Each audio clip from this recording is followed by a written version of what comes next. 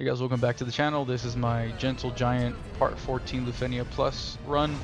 And this is going to be very simple, straight to the point, just not letting bosses take any turns. And this is going to be one of the easier LUFENIA Plus missions that I think that, that there is out there.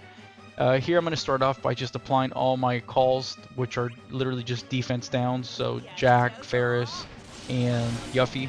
I'll explain why I brought Yuffie also here in a second, but you're going to make the orb tick up by 1 if these enemies take elemental earth damage, and then if they take increased HP damage because of a debuff, it goes up by 5. So that's kind of the way to go, and I accomplished that because Agrias's Faded Molly debuff does a few things. It increases the brave damage taken, but it also increases HP damage taken.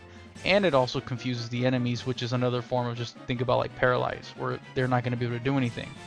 And so that's how I get the orb to actually start counting up, because as you can notice, I don't have any earth damage dealers here. Now Yuffie I brought because she will inflict Doom of the Living. Doom of the Living is going to provide me with another, or it's going to put on a debuff, the Doom of the Living debuff, which is going to do up to a minus 40% defense down. So Jack's call is I think like 50% defense down, and then with Yuffie's Doom of the Living will be another 40%, and then with Agrias, or sorry, Ferris is going to be another, I think it's 70% defense down, because Ferris inflicts a straight defense down, where the other ones come from a debuff that does multiple things. So here, now that I applied the Faded Molly debuff, you'll see here now the orb is going to start counting up on each enemy that I attack. And if you do an AoE attack, then the orb is going to count up for both. As you can see there, that was an AoE HP attack, so it's going to start counting up. From this point on out, the game is literally almost won. The only thing to really consider is I think that the turn count I think is like 70, so it's a tight, from here on out all the LUFENIA Plus stages are an extremely tight turn count. So the only thing you have to really worry about is doing enough damage to meet the turn requirement, but that's why Setzer's here. With Setzer, it kind of guarantees me that I'm gonna, I guess you can say it guarantees me that I'm gonna meet that turn count. And then I just want to make sure that they don't attack at all, and that's why I brought in Sephiroth. I use these characters because I think it's characters that most people pulled for. Again, I think there's a lot of different characters that could work here, especially for the HP damage up. So here I'm going to speed it up because at this point I think it's worthless. There's really nothing special about this. I use Sephiroth here obviously just to get his burst effect, where every time Zidane is going to hit, it's going to delete their turns, and their turns should literally not appear anymore after Zidane attacks them a few times.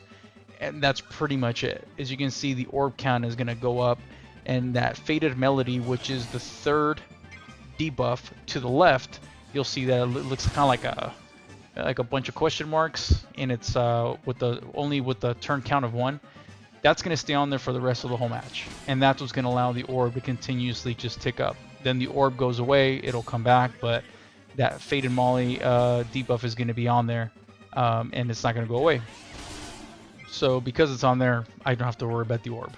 And I think that's the first biggest thing you need to worry about. Obviously is the orb. Second is how you're going to land enough damage to kill these guys before I think 70 turns, and that's where Setzer comes in. If Setzer, I think, wasn't here, you could probably bring in like Porum. You can bring in, a really big damage dealer as well to replace Agrias potentially, and there's a few other characters that'll work that can replace Agrias. Agrias is mostly here only just because of her HP damage taken, which increases the orb from her Faded Molly debuff. But other characters that could work here would probably be like Arciella. Arciella might be a little bit tougher. I don't think it should be too bad because she does have a debuff called Capacity Break, and she inflicts that with her LD. And the reason I say that it would be maybe a little tougher with her is because Capacity Break only works for Arciella. So when she hits the enemies and they have this capacity break debuff, it's gonna increase the HP damage taken by 20%. So it could be done. I don't think it's gonna be too much of an issue as long as you have big damage dealers in there. I would probably keep Setzer, making sure that RCL is doing as much damage as possible, things like that, and you have some type of delayer. And for me, I mean, instead of delaying them, why not just delete the turn? So I think that Zidane is going to be an optimal choice here. Other characters that could work as well would probably be like, I would say Dark Knight Cecil. Dark Knight Cecil has a debuff that he does inflict with his LD called New Moon Mysteries. It does sap the enemy, but it also gives them HP damage taken up by 20%. So that's just another character you could use, and there's probably some more few out there, but the other one that comes to mind is El Narsh. Now, El Narsh's Terror, not only does it completely shut down the boss mechanics, because I believe if they have Terror, they cannot enter the Run Wild red aura that you see that they got here at 79%. When they enter this aura, it's going to set your party's brave down to 0. Then they're going to gain just massive brave gain. It's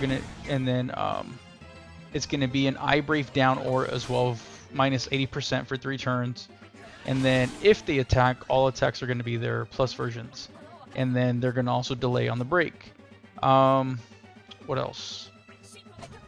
This aura does go away after they take about 3 turns.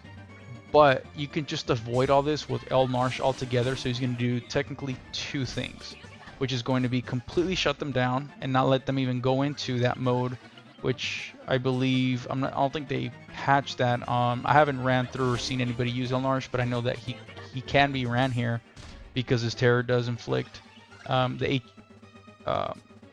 the Terror debuffs allows him to take an increased HP damage. So that's going to make the orb also tick up. And if you have, I think, Setzer, it's going to help with El Narsh's damage, because El Narsh is just not a big damage dealer. I think he has great auras. I actually kind of enjoyed, and I'm glad that I pulled for him. I used him a lot, and I see that he can still be useful up until now. And that's somebody that you could also use as well. This was just more of a safer bet. This is again characters that I think a lot of people pulled for, and other than that, it's a very simple fight. I'm not sure if you could bring maybe even Garland. I would maybe say Garland in here, just because he does have big delays. Everything he does is just delay. Then you also have the burst to help you with the turn count.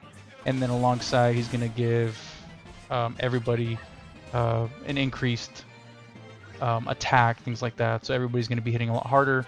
And then alongside with Setzer's fixed dice, I don't see why you wouldn't be able to complete it within that turn count. I think even one of the mentions would also probably be like lightning or turn manipulators, right? I don't know if Noctis would work here, because I know that he could save you a lot of turns. And having Setzer, he's going to do a fair amount of damage, and then he's going to just have everybody warp their turns before the enemies can take a turn and things like that. So that could help out a lot as well. But other than that, I'm going to just continue here, doing as much damage as I can. There's nothing to it. If I ever see a turn come up, or if you use the same team, all you really have to do is delete their turn with Zidane, and you're good to go. Again, you don't have to let them take turns for anything else to happen. And as you can see, all of their debuffs have stayed on there for up until this point, and they're going to stay on there until the end of the match.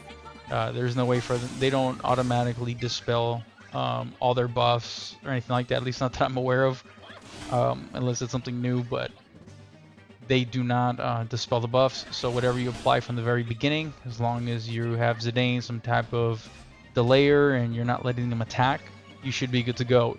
Here, I'm still safe regardless, just because Agrias's debuff is going of the faded Molly that you see there. It's the second one to the left. It's going to it almost, it's not a defense down, but since since it increases Brave and HP damage taken, that alongside Jack's call of applying the defense down, and then Doom of the Living debuff from Yuffie, and then Ferris's defense down, all that. I mean, it's just, you should be doing a good amount of damage, and even if they were to attack, the fact that they have Agrias' debuff on there, they're not going to do anything. And then I would just reapply it. And if you want to get that back, by the way, it's going to be her Brave attack that turns into that, or that applies that Faded Molly, but you have to use her LD to convert her Brave attack back into that Faded Molly, and you're gonna reapply it right away. So again, this is gonna be one of the easier, like I said, Lufenia fights. I used the brother summon as well, just because you know, since I do have Setzer, I wanted to have as much Brave as possible as far as the limit goes, to make sure that everybody was just hitting as hard as they possibly can. And I could have bursted earlier, or you can literally burst at any part, I think, here of the stage. I just kind of saved it as a just in case, because I mean, B here is about at 50%ish, and I can see B's turn creep up, and I pretty much kept Zidane's burst as a kind of like a safety net, I guess you can say, to be able to just delete whoever's turn was about to come up. Although it wasn't going to be a big deal if, again, like I said, if they do take the turn, just because that Faded Molly debuff works just like Paralyze. There's really no difference. But I feel like it's almost better, just because it's not just straight Paralyze and that's it. It's gonna increase their Brave and HP damage taken. So I feel like this is better than, like, let's say for example, Cloud's Paralyze, or who else? Raijin's Paralyze, things like that. Because I think all they do is just Paralyze. And here with Agrias' debuff, it does more than that. Here, they don't. I think if you kill one of them, the other one, I don't think it enrages, but even if it did, it doesn't matter. I think that would really matter if you were to kill one, would be if, like, the other one all of a sudden dispels all the debuffs. I can see where that can be a problem. But here, I'm gonna just, I think, go for A, try to kill A, and when you're bringing in Setzer, even when you defeat one of the enemies and the other one's in rage or whatever it is, I mean, Setzer's fixed dice allows you to bypass all that anyway. It's, again, rainbow damage, nothing is affected by it, at least that I know of from this point on out. And yeah, Brother's Call again kind of saved it there towards the end as a just in case. I think that it's also safer to say that when you have only one boss left, feels even more comfortable. Here I do notice, or at least if you can notice, I'm at 56 on the turn count, and the turn count is going to be 70. So here it's Dive Bomb, and I am going to go probably most likely straight into the burst, just because I gotta start really knocking down as much damage as possible. I would have to do so much damage within, 13 turns, that I think this was the best spot to actually do the burst. And again, I always suggest, if you're gonna burst and you do have Setzer, just make sure that you are using his LD right before you burst to get the maximum amount of damage, because his fixed dice debuff, it actually does go down. It does tick down during anybody's burst phase, or burst mode. So yeah, make sure that you are definitely doing that fixed dice right before you go into the burst. Other than that, then here again, I'm going straight from the burst into the summon would also be good. You're just gonna most likely cap on your max Brave, but I mean, as you can see here, Zidane now is at 117 max Brave. So I think this was probably the best thing I could have done. I think at this point, Agrias is hitting hard. Everybody's going to be hitting extremely hard. And then Zidane as well. He does provide good auras to the party as well. So here at the very end, having his burst aura up, which it's for 10 turns, and it gives the party brave damage up by 40%, increases their limit, brave damage limit by, again, 20%. And then when attacking a debuffed enemy, it's increased HP damage up 20%. And this could not be used to increase the orb count, because remember that the orb will go up by a debuff that causes the enemy to take increased HP damage. So that's one thing also to note. I probably should have mentioned in the beginning, but if any of the party members has an increased damage up, that doesn't work. It has to be by a debuff applied to the enemy that they receive the increased HP damage up. So here, as you can see with the burst, with applying the fixed dice, going into the burst, going into the summon after the burst, I mean, it's pretty much a done deal here. So if you're gonna run this with a different team, or you want to do a different team and you might not have some of these characters, you could always replace Agrias with like Elnarsh. You can Arciella, Dark Knight Cecil, and then here Setzer probably with Porum. Just anybody with good auras, and good luck on the stage.